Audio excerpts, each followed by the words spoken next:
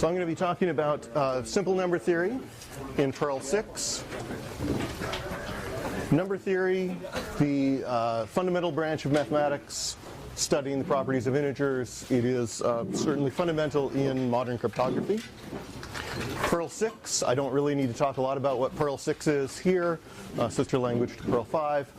A lot of this is conference-driven development. That is, I've done a little bit of work with Perl 6 and wanted to do some more, so this is a way to force myself to do that. So I am Dana Jacobson. I'm coming from Portland, Oregon, United States. Come to FOSDEM a couple times, love it here. Number theory for me is a hobby that got out of hand. I imagine lots of you guys have had something similar. So nice things about Perl 6. We've all heard there's lots of ways to do something in Perl 5. There's more than one way to do it. Perl 6, here's this, says, laugh, hold my drink. I'll tell you. Perl 6 has so many ways to do things. A lot of them are really nice. For me, everyone's going to have a different set of features they like. Damian Conway talked about how he just loves using Unicode characters in his programs. I'm from the United States. I don't know what he's talking about. So Jeff and some other people, Brian, are looking at grammars. I haven't looked at grammars, but it has something for everybody. I love big ints, native to Perl 6. In C code and in Perl code, you're constantly fighting with this issue of when my numbers start getting large, weird things start happening. We have rationals. I don't actually care so much about them. I know a lot of people love having the idea of rationals where I can just maintain this idea of it's 1 over 3, not immediately turn that into 0.333 something, not 3. Junctions are pretty cool. EXP mod is a wonderful feature. It's a function I end up writing in every other language because when you want to raise a to the kth power, mod n, that's a terrible way to do it if you actually raise a to the kth power and then mod n, because you end up with a humongous number, and there are much faster ways to do it. Perl 6 has it completely built in. Perl 6 also decided that, hey, this idea of is a number prime is pretty fundamental, and people keep writing it in every language, so we're just going to toss it in. That's nice. We get a bunch of other little functions. Pick is surprisingly useful. You take a list and just say, give me a random element from it. It has lots of variations. It is used all over the place. So let me start with this very simple RSA example. We're going to generate a key. So we want to generate a couple random primes. N is the product of the two. I think, yeah. So we choose, take the LCM of the totient, which because they're prime is very easy. We choose an E, we get our D. Let me go through the Perl 6 code for this. Generating random primes. It's really, really simple, except my is prime ran off the screen there. So we just take, we have a number of bits. We just keep taking random numbers until it's prime. And there we go. Now we can fill up P and Q very easily. These are very simple. Oh wait, but Perl 6 has LCM built in, the least common multiple. So I want to choose an E. There's a different way to do this. If you want, you could just pick an E that's coprime. This is a different way to do it. You go ahead and pick a random one. And we get to use our GCD function. And again, our pick just says, just give me a random value from that. And we do it until it's coprime. So now we want D, which is going to be our private key. We want the inverse of that. The idea is D times E ends up being 1 mod phi. So how do we do that in other languages? Well, we get to write a routine to do it. But in Perl 6, well, we have this EXP mod. Just give it -1. It'll give you the inverse. It's surprisingly handy. This is really short code compared to what we end up with writing in other languages. And we decided to use 1024 bits. Perl 6 has no problem with this whatsoever. My talk is not going to be about cryptography, so I'm going to leave aside all of the math, reasons why, and the boilerplate code you would normally add to actually make this a useful routine. You can look that up. So binomial is very common. We want to find the number of combinations taking 50 items, for instance, I want 50 items and I want to choose combinations of 10 of those. How many do I have? I add .elms and I get this humongous number. Well, I sure am glad I didn't iterate over that. Perl 6 is very clever and knows that, in fact, you're just asking for the number of elements. You didn't want me to create this huge list with this many items in it. You didn't want an iterator. You just wanted the number of elements. So Perl 6 gives that to me. This is a formula for how you calculate that. If you dig through the Perl 6 internals, this is the product of n times n minus 1, n minus 2, and so on. We divide by the factorial of k. If you dig through the Perl 6 code, you find basically this in Perl 6. First we have n down to 0. This is a zip operator. So we're going to take this second list, which has a little optimization in it for the minimum, and we do the divides. And finally, we get to reduce it. We just say star here, and it says multiply everything together. Now, in these ended up being rationals. So in most languages, you end up having to write a whole lot of code to deal with this. It's not complicated code, but you have to keep in mind, oh wait, I have to make sure those divides are all integers. In Perl 6, we don't really care. We just write the routine just like we would like to. Here's binomial in C. This is a pretty standard way to do it. Mark Jason Dominus had this on his blog in 2007. Well, not this, but something like it, and said, this is how you should do binomial. It has no overflow problems. It's great. Except it does overflow. Someone found he posted this on Reddit, and someone said, oh, actually, it does overflow. Now, probably most of you will see the obvious way to fix it. So this is how you fix it in C. It's actually very fast. It's clear. Everybody would do this, and you completely understand why this works. Until you realize this is still only for 64-bit. If I go past 64-bit, I have to start getting into big int libraries and portability issues and so on. Perl 6 solves it all. So now I'm going to talk a little bit about primes. Why primes? Well, okay, some of you who know me are wondering, have you ever given a talk where you did not say the word prime? And yes, but it was about a decade ago. Primes are really important in number theory. They are the atoms for the integers, if you will. There are a lot of algorithms. In fact, that binomial algorithm you can do faster if you say, well, I don't actually have to denote all the numbers up to n. I can just go over the primes, so I can speed things up. There are a lot of algorithms in number theory where it turns out you don't actually have to go up, for instance, solve to n. You can factor n, perform your operations on the prime factors, and then combine them. And you come up with much faster ways. So there are three things we generally want to do: generate primes, recognize primes, and factor integers. We don't factor primes. So the usual way of generating primes is the thief of Eratosthenes, who wrote about this in about 250 BC. He was the chief librarian of Alexandria. He wrote in all sorts of different areas. He contributed to many, many, many fields. Unfortunately, all his works were lost when the library burned. But lots of people wrote about the things he did, including this algorithm. And interestingly, there are some new sieves that have come out in the 20th century.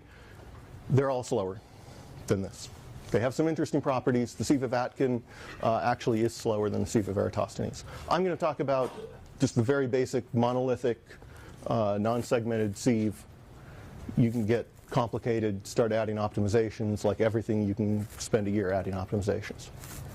So very simply, we enumerate all our numbers from 2 to n. I've chosen 120. We pick the first one and say, that one's prime, because they all kind of look prime right now. And we know that 3 is as well, because we know everything up to 2 squared is prime. And we just mark all the evens, because we know they're all multiples of 2. So then we can move on to the next one, which is 3, and we're going to mark all the multiples of 3. Because I've chosen 15 here, they're all going to line up.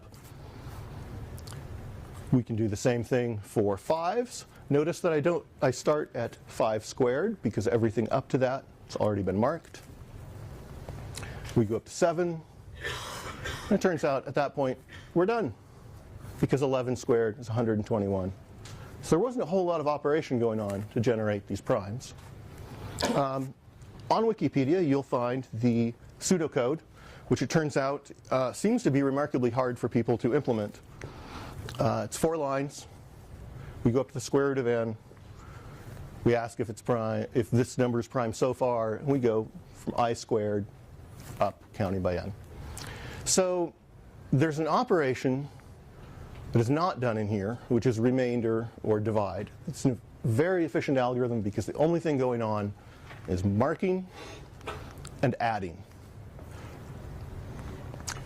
So in C, we're not going to go over this very long, but basically it's exactly the same thing as the C. Here's our 4 lines. We can argue about I times I versus taking the integer square root. But there's your 4 lines. And then we go through and we can do that. Perl 5, in this case I've done an additional optimization of only going through the odds. That is, we saw most of that work was at the very beginning where we had to mark all the odds. Well, after 2, we know we don't have to deal with them at all, so we're just going to ignore them. So this is not very Perly code, but it is exactly the same as that C code or the Wikipedia. But in this case, we skip the odds. There is a bit of wonkiness at the end where we're doing a map and grep to turn those odds back into the numbers we care about. So we use half the memory by doing this.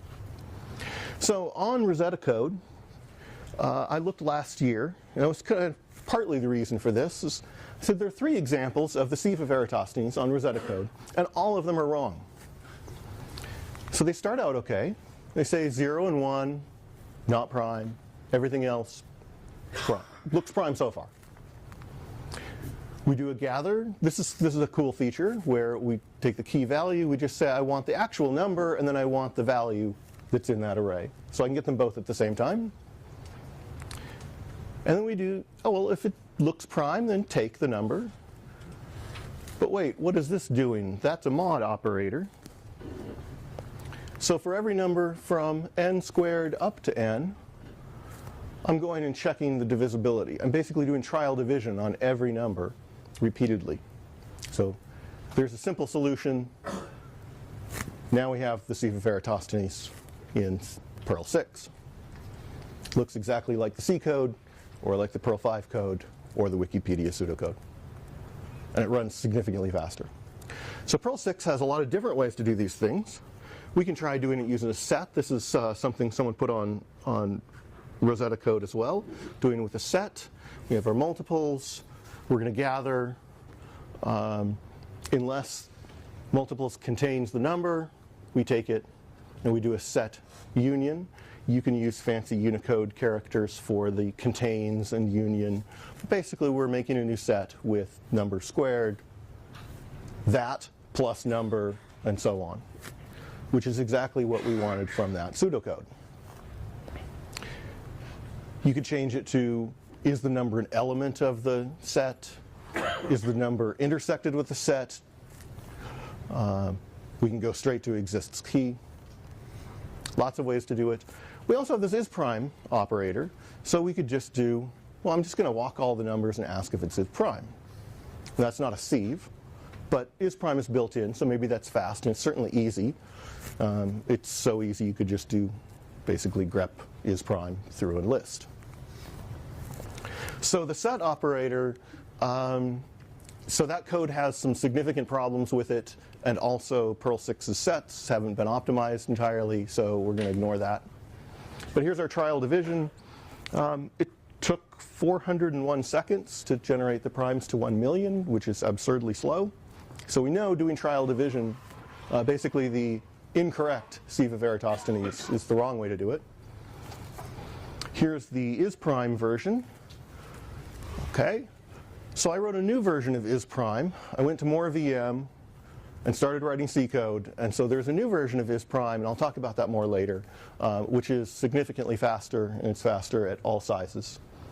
So hopefully I will actually get that pushed out soon. So our sieve, actually, when you fix the sieve, instead of doing this kind of broken sieve, you do the real one, it's looking pretty good. You can do odds only. I didn't show that example, but you can speed that up some more. That's looking good. If you increase this, it would start looking better.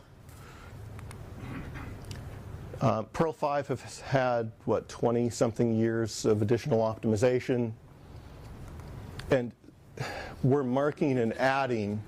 This is absolutely what C loves to do. So this is a little bit of an unfair example here because this is so simple. But we've chosen something very, very simple to try out. And see, there are lots of ways to do it in Perl 6, and you can speed it up. And in fact, you could certainly call C code from Perl 6 if you wanted to. So we're moving on to the next one. How do we recognize a prime? Well, we can do trial division, which is actually really good for numbers up to 1,000 or 1,000,000. But if I give you a 64-bit number and say, hey, try dividing by all the numbers up to the square root of n, or if I give you a 1,000-digit number, you're never going to finish. It's really slow. Miller came up with this method in about 1975, which is very efficient and answers the question entirely of whether a number is prime. There's a bit of a problem. Step 1, prove the Riemann hypothesis. So this has been giving us a bit of a bother for the last 150 years. So that doesn't really work very well. We can do special forms, Mersenne numbers or Proth numbers, that is numbers that are 2 to the n minus 1 or 2 to the k times 2 to the n plus 1. We have some really efficient ways to do it. But that only works for numbers of that sort. If you like finding large Mersenne primes, then that's nice, but that's not very useful for most people. We can do partial factoring methods. This is really what was used up to, well, in the 1800s, 1900s, up to 1980s, where I take n minus 1. I want to find out if n is prime. I take n minus 1 or n plus 1, and I perform some factoring on it. I don't have to completely factor the number, but I have to do some factoring. It turns out we did primality fairly well. That method works quite well up to about 40 digits, starts getting slower, and eventually you just can't find factors. So in the 1990s, there were a couple methods that are quite efficient, APRCL and ECPP. APRCL are the initials of the people who created the algorithm. ECPP is elliptic curve primality proving. I think there are two reasons people normally don't use these. One is computer programmers don't usually know that they exist. And two is they're complicated. Perl 5 has one of the, in the N-theory module, has one of the only implementations of ECPP out there that's open source, certainly the fastest. And hopefully Perl 6 will get one soon. So because these are hard, we come up with this idea of a probable prime. So what to do to find a probable prime? You find some property that all primes have and that most composites don't have. Well, if lots of composites have it, then it's not a very useful test. But if all primes have this property and very few composites have, then this is actually fairly useful. And this is quite commonly used. So the common return values are 0, definitely composite. 1 is probably prime. Sometimes we'll add something for definitely prime. And minus 1 is the, if these are your only responses and you have, for instance, you're doing a Lucas-Lemur test and it's not a Mersenne number, well, you can't return anything here. It's the wrong form. You don't know what it is. No small divisors. We're going to give some little Perl 6 code here. This is a particularly bad one. This just says, are you divisible by 2 or 3? If not, I don't know, you look kind of prime. Most humans go something like this. They might go with 5 as well. Do something like this. I don't know, it looks kind of prime. So this is kind of neat, these junctions where we can basically just, instead of saying n equals 2 or n equals 3 or and so on, we get to just say n equals 2 or 3. Here's the mod 30 version of it. All primes past 5 are going to have this property. This gets kind of messy in most languages. Junctions make this really simple. and easy to read. Oh, if the remainder after 30 is this, great. So Fermat, I was just in France and they were telling me, yes, it is Fermat and Lucas. In the United States, it's either Fermat or Fermat. If I said Lucas in the United States, no one would have a clue who I was talking about. It's Lucas there.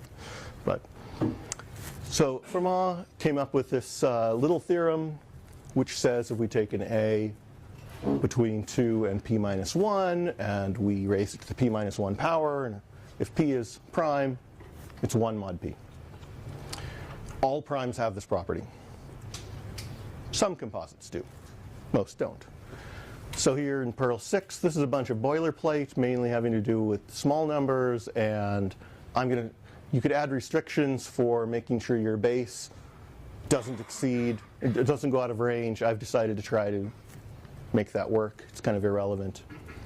Wow, that's easy. EXP mod. So there is a problem. Carmichael came up and said, hey, there's this class of numbers where this is true for some composites. This is true for every base. So you will never be able to figure out those numbers are prime or composite because they look prime based on this test. So Euler published a few papers. And one of the things he came up with was, well, we can improve this test. So we're going to have now, it is p minus 1 divided by 2 is plus or minus 1. And same boilerplate, but there we go. Note the shift operator is plus, the bitwise shift operator plus greater than. We can use our junction again. Very easy. Euler also went and said, yeah, but it's not just plus or minus 1. It's equal to the Jacobi symbol. What's the Jacobi symbol? So Legendre came up with this idea even earlier and said, well, this symbol, and it's surprisingly useful in number theory, is 0 if it evenly divides p. It is 1 if it is a quadratic residue, that is, if there is a number that exists that it's a square, mod p, and minus 1 otherwise. So here's a crazy version of Legendre symbol. In Perl 6, we've used an infix operator with a special pipe. We've made Damien happy by using italicized characters, and they're sigilless. And we're using a given when. So unfortunately, this particular form doesn't help us much because we're already going through the same operation. The Jacobi symbol is basically the product of that for factors, but you don't have to factor, and you can do this. This is kind of ugly code, but it exists. You'll see the same code in lots of languages. So now once we have that, very simple Euler-Jacobi in Perl 6. We mod n because we're going to get back a 1 or minus 1, so this is a simple way to do it. And all of a sudden our Carmichael numbers go away. This test, if you run random a values, it turns out that no more than half of the a values are going to work for any composite. So Solovey and Strawson made this a primality test. You've probably heard of the Miller-Rabin test. This came first. And now we'll go to Miller-Rabin. You may have seen this before. We take n minus 1, basically take out the odd part, and run this routine. I'm not going to go over the math behind it, but that one also has no Carmichael numbers, is classically used. This looks exactly like C code you will find everywhere for this. So in Perl 6, we have this idea that, well, the chance of being a composite, passing this test, is 1/4. And if you use random bases, then your chance is 4 to the minus k, which goes very small very quickly. And Perl 6 says, we'll use 100 bases for this. This is a great idea. No. So the reason why this is not a good idea is actually twofold. The number one is in more VM, it uses libtom math, and libtom math does not use random bases. It uses the first 100 prime bases, which sounds great until you find out that in 1994, someone published a paper which showed you how to generate counterexamples to this. So this is a particular number that he published. There's an algorithm to generate these. And Perl 6 will tell you that this is prime. It is not prime. There are ways to fix this. We'll talk about that in a minute. The other thing is using 100 of these tests is a significant overkill. We don't need to do that many tests. So that's a performance issues. And this was a common method in the 1980s. Early 90s, some people published papers and said, you know, this is really problematic for a number of reasons. So Perl 6 used to have in the language specification that isPrime took a parameter of the number of trials for Miller-Rabin, which I particularly disliked because it put implementation details into the language itself. Fortunately, that was all removed before the language came out, so we can apply better methods without changing the API, as long as we do the right thing. So the BPSW test is the way that most people have standardized on. You do a single Miller-Rabin test, and you do a Lucas test, hopefully a strong test. This is my wall of text that I should not do in talks. It was published in 1980. It is deterministic for all 64-bit numbers. No counterexamples have been found. There are at least 2 theses where people worked hard on trying to find counterexamples using very clever math to say, well, I'm sure that this set contains it. The only problem is this set is of size 2 to the 1,000 something. And so one of those numbers in that set might be a counterexample. So we haven't found that yet. Almost all math programs use this, and Go, Julia, and Python modules have all started moving to this. So I have an implementation in MoreVM for this, and it should be pretty easy to put it in JVM as well. And it's faster. So I'm getting into a couple of methods for factoring. I'm not going to talk about all of these. Trial division, very straightforward. Fermat, busy guy, also came up with a method for factoring. Pollard has his row method, and P-1, very common. Square form factorization, ECM, quadratic sieve, and NFS are all commonly used. NFS is generally a PhD level I think there are 2 implementations out there. Certainly I'm not going to show you an implementation. It would be tens of thousands of lines. So trial division, Damien showed an example in his talk. The primary difference here is just that when you find a factor, you need to, your new composite, you need to start looking less, I guess I should say. A lot of the examples do not do this test of redoing the limit, and so they do a lot more work. This is useful for small numbers. Fermat, we did basically, we're looking for differences of squares. All odd numbers can be represented as differences of squares. Fermat said, hey, if there are 2 factors are close to each other, we can find this fairly quickly. But we have this is perfect square predicate. So how do you find perfect squares? That is a number that is s times s equals n. Is n a perfect square? So you'd think, oh, well, I can just write it like this. I have big numbers, so big ints. Great, I just take the square root of n, turn that into an integer, and see if that returns that. But we then realize Perl 6 does not have big floating point numbers, so that actually doesn't work. So the right thing to do is write an integer square root routine. I did not do that yet. About 64 or 53 bits, this starts failing. It's just like C, just like Perl 5. This is a way to solve the problem. It's not it's fine for 64-bit. It gets very, very slow. This is the wrong way to do it, or it's an inefficient way to do it. So some other people have said you can actually do some tests. You can actually quickly look at a number and find out for some simple properties, is it possible that this is a perfect square? So we can run that final test less often. If square root is really expensive, you can do some very simple math to avoid it. You can also be clever with bits and do it. Notice the shifting, the bitwise and is a little different in Perl 6. You can go totally crazy. if square roots are really expensive, and you can continue this process. These are using Bloom filters, which are basically a way of filtering out anything that isn't going to be possible using different simple divisors.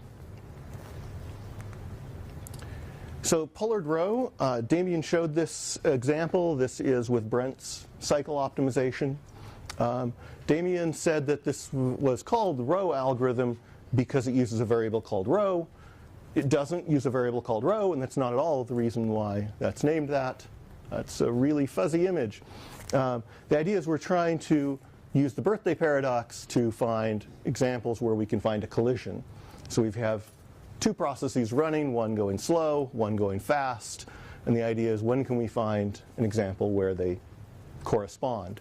And if you graph this out, somebody said, well, it looks kind of like a row symbol, and that's why it's called Pollard's row. And it is really, really fast at finding small factors. And when I say small, I mean, say 8 digits, 10 digits. It doesn't matter how big your number is. If it has a small factor, under 10 digits, this is going to be extremely fast at finding it. So it's not useful for solving RSA cryptography. If your keys were generated correctly, you have 2 very, very large factors. Not going to work at all. But for small factors, this is really common. And this is Pollard's P-1 algorithm. Was trivial to write straight from Wikipedia into Perl 6. It basically says, well, maybe I'm having a hard time factoring n, but what if n minus 1 has a lot of small factors? And if it does, we can factor n very quickly. And that pretty much concludes my talk on Perl 6 and number theory.